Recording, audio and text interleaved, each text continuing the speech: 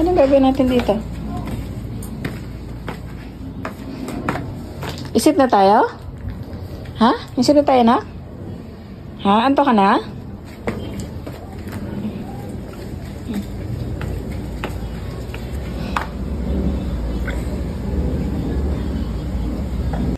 Minsan talaga itong aking anak ay bigla na lang hinahawakan ng aking kamay at hinihila ako. Para bang tinuturo niya ako dito sa sarili naming bahay. Akala mo naman talaga napakalaki ng aming bahay. Minsan naman doon naman niya ako sa CR dinadala. Hindi ko rin talaga maintindihan. Tinatanong ko siya, bakit gusto mo dito? Anong gagawin natin dito? Siyempre, wala naman siya sasagot sa akin. Pero yun lang, iiwanan niya ako doon tapos sasara niya yung pinto.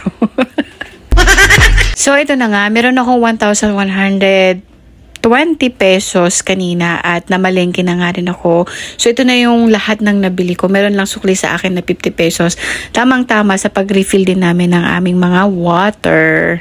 Ganun pa man, marami pa rin akong kulang at hindi nabili. Hindi ako nakabili ng ampalaya, ng talong, ng kalamansi, tsaka ng kamatis. Sayote o kaya patatas, carrots, mga ganyan. Yung po pwede kong ipangsahog sa maisipan ko na ipagluluto ko o iluluto ko. Hindi rin ako nakabili ng longganisa, ng hotdog, ng ham, or anything na mabilis naman na maluto yung mga chicken nuggets.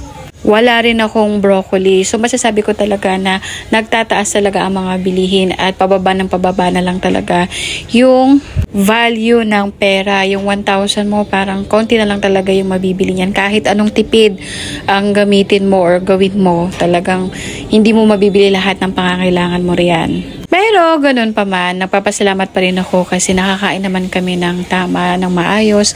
Minsan nakakapag-merienda pa kami at minsan nakakakain pa rin kami sa labas. Oo, labas ng bahay, Char. Doon sa mga restaurant, mga fast food, ganyan. Dati, nangangarap ako at hanggang ngayon pangarap ko pa rin na may isa-isang mga restaurant dyan sa BGC. Kasi parang ang gaganda at ang sasarap ng mga restaurant dyan, pero kailangan syempre mayroon kang sandatang money. Dati pa, kung na-try kong kumain dyan sa may Contis, parang 2 meal tapos 2 klaseng cake. 1,000 plus na agad ang nagastos namin. Alam ko naman, isang araw, ma-experience ko din yan. Wow, taas na ang pangarap. Pero syempre naman, diba, sabi nga, kapag nangangarap ka, malaki yung posibilidad na ma-acquire mo yan. Basta sipagan lang natin at saka syempre lagi tayong humihingi ng tulong sa ating Ama na nasa langit.